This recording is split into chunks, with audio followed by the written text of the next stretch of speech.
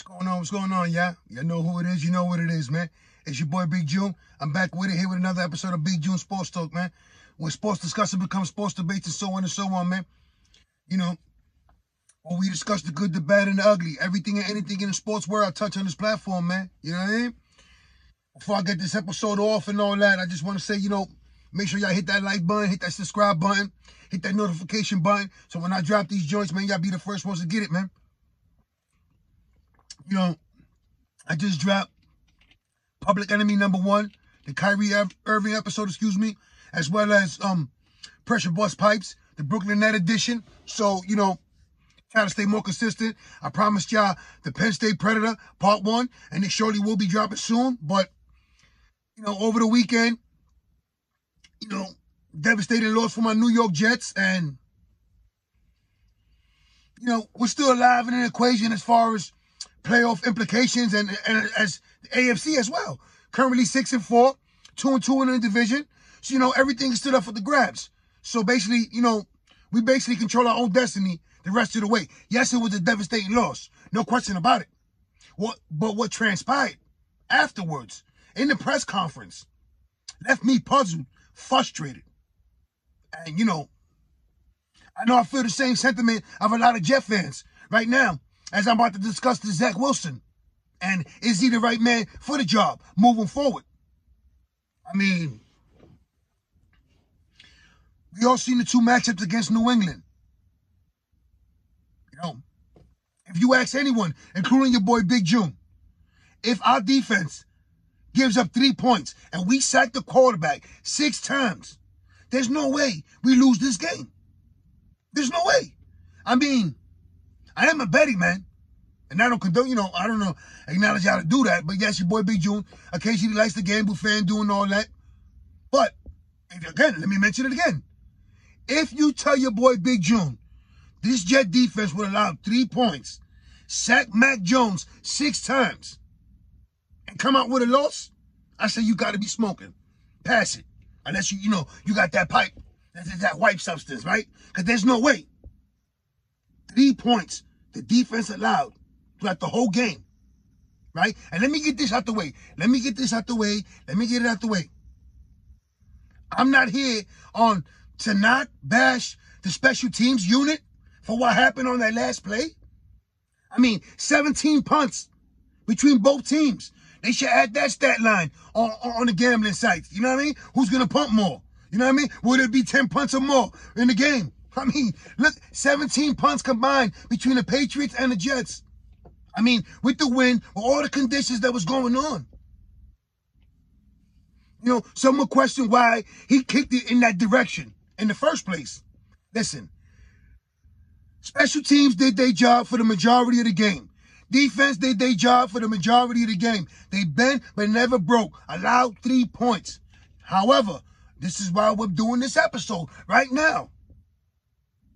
It's how pathetic that offense looked. I know. Listen, I know Zack Wilson shouldn't get all the blame. But as the quarterback, you definitely got to get 84 to 87% of the blame. Take accountability. You know what I'm saying? Because it's like that press conference, abruptly leaving, reeked immaturity. The number 2 pick overall. Can't stand the pressure. You in the wrong city. You in the wrong sport. You in the wrong work occupation. If that's the case, you got some of these analysts questioning if you really are privileged and entitled and feel that you don't have to answer to the rest of the locker room, your teammates. Like, why is he wearing that C on his jersey when it clearly shows he's incapable of being a captain, of being a leader, of being the quarterback we need for the New York Jets moving forward? I mean, it's frustrating right now knowing, no one expected us to ball out. No one expected us to be competing and playing at the level that we're currently playing at. We're 6-4 in the wild card hunt and still in the AFC East hunt. But this quarterback play, the lack of quarterback play, it's going to doom us. It's going to doom this season. So now we all see Robert Saleh, the first press conference, coming off the, an emotional loss. Listen, emotions are running high. There's no question about it. They're running high. You just competed. You see your team lose on a fluke play. And last second, it is what it is. It's still running high. And did he show his loyalty to Zach Wilson? Was it uncalled for? Was it premature? Again, emotions are running high. It was just a highly defensive contested game between two division rivals. Unfortunately, we ended up on the wrong side of it. So then he backtracks, right? Now he backtracks and says he's not waiting to put the claim on Zach Wilson being the starter against the Chicago Bears this week, right? And now a lot of fans, some are puzzled, some are excited about the possibility of maybe Mike White. Maybe do they reinsert Joe Flacco? Or what about Captain Comeback, who was winning the hearts of all Jet fans in the preseason? Does he get his chance? Does a practice squad player get elevated to starting quarterback position? These are all questions that a team 6-4, currently in every equation when it comes to playoffs, should not be speaking about, should not have to answer. Now, let's go back to Zach Wilson, right? Obviously, you show glimpses and little flashes here and there of being that quarterback of the future of the New York Jets. However, these two games against the Patriots, it really is a strong indication. And then how you handle it, the adversity after that game, after a crushing loss. That's because we all know if y'all win, the quarterback gets a lot of the accolades. So when they lose, the quarterback must take acknowledgement, the blame. We all seen the example of Josh Allen, right? After the Jets defeated Josh Allen, he said his football team cannot win when the quarterback is playing like shit. Basically acknowledging he was the reason why they lost that football game.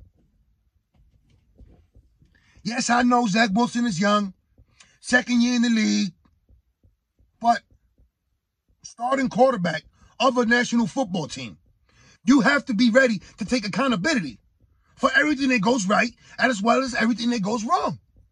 So now, here we are. And now, certain teammates are liking certain tweets and taking several shots at Zach Wilson. Is this the reason why Denzel Mims requested a trade in the offseason? So is this definitely the reason why Elijah Moore and his camp felt compelled to request for a trade? To begin acting disgruntledly and voicing their opinion on social media? Is it the relationship unrepairable between Zach Wilson and his teammates? I mean, when you look around the offense, from the tight ends to the running backs. Yes, Breece Hall's out for the year, and that was a big loss for the offense, no doubt about it. However, when you look at the offense, and especially from the wide receivers and the tight ends, you see a lot of talent. From Garrett Wilson, Elijah Moore, Denzel Mims, Corey Davis when he comes back from injury. Our tight ends, Conklin, CJ from the Bengals. There's weapons to use at your disposal. So now, this is why I always say, Zach Wilson does have to take a blunt of the blame, but also Mike LaFleur as well. So you have to keep all these pieces content. So now, is there no trust? Is there no belief in number two? As far as the offensive coordinator, as far as the head coach, Robert Saleh, why do they not open up the playbook where all the wide receivers are getting involved? Or you're taking deep plays, or you're taking chances, where you're stretching out the defense. It's a lot of things to take into the equation of what's really going wrong. So if that trust level truly isn't there between the offensive coordinator and Zach Wilson, then it's clearly time to move on. However, the answer clearly isn't on the roster, right? It's not Mike White, it's not Captain Comeback, and it's definitely not Joe Flacco. So if you're Robert Saleh, if you're Woody Johnson, you're Christopher Johnson, if you're the offensive coordinator and y'all all riding together and y'all all getting into, brainstorming mode, what do you do as far as the quarterback situation? Because, as I'm here doing this episode, again, let me refresh your memory. We're currently 6-4. Yes, we had this time last Sunday to stay claimed into first place of the AFC East and possibly the number 2 seed in the AFC East. So it was the golden opportunity wasted. Now, I don't even want to get into the numbers or the lack of numbers that Zach Wilson had. And during both of those matchups, the critical matches against the Patriots, right? So now that I'm mentioning the Patriots, hats off to them. It is what it is. It's like I always mention to my friend and my son. As long as Bill Belichick is the head coach of the Patriots, that team, that organization will always be a threat. And we all know, as a Jet fan, that history between the Jets and Bill Belichick. And he loves nothing better than to stick it to us. Constantly, consistently, habitually, as long as he's been the head coach of the New England Patriots. So, him making Zach Wilson look like a mediocre, pathetic quarterback, twice in one season, is it really surprising? Knowing Bill Belichick's resume, knowing how many years he's been in this profession, how many years he's dominated the NFL with Tom Brady? From his Giant days, it is what it is, right? The evil genius.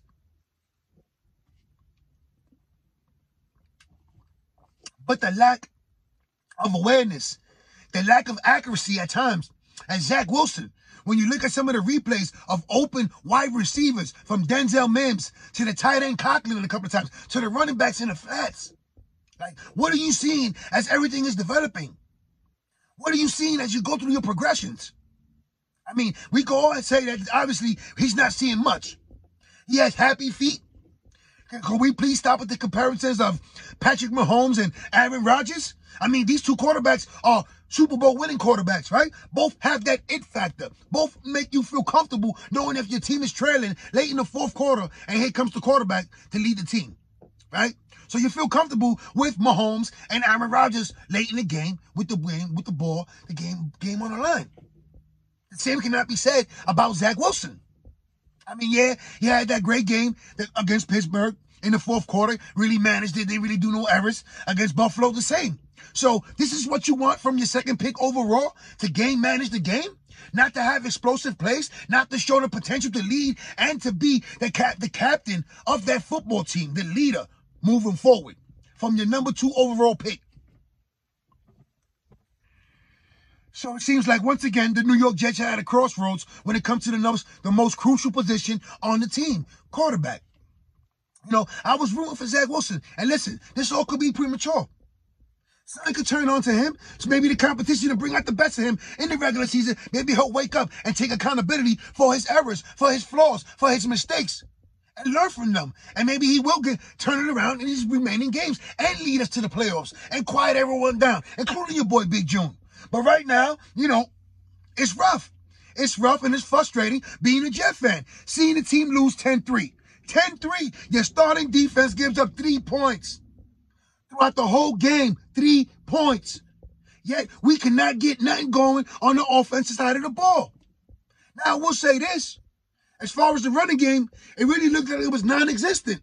And offensive line, yes, there's a lot of injuries that we've been dealing with throughout the whole season. That's not really an excuse moving forward. We're playing winning football. We had a winning formula. Yes, Breece Hall is hurt. He's out for the season.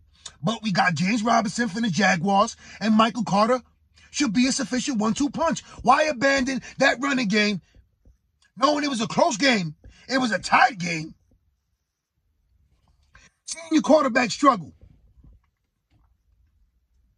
Knowing the magnitude of this game. If we capture this win, we catapult to first place and possibly number 2 seed in the whole AFC East. In the whole AFC. So it was definitely a tough loss. No doubt about it. A tough loss. Do we rebound from this? Does Zach Wilson rebound from this? Does he even get an opportunity to rebound from this? Because Coach Saleh has been non-complimental so far after he reversed and backtracked on the original statement. He said that Zach Wilson was the quarterback of the New York Jets. And then in the next press conference, he said he's not ready to confirm that and to give Zach Wilson the nod as the starting quarterback against the Chicago Bears. So stay tuned to Wednesday or Thursday to one of these press conferences when Robert Saleh does announce who is the starting quarterback.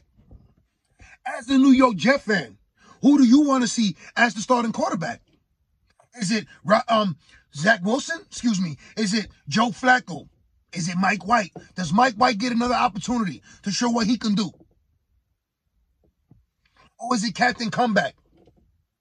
Because it's kindly unheard to have a practice play a practice squad quarterback elevate and become the starting quarterback.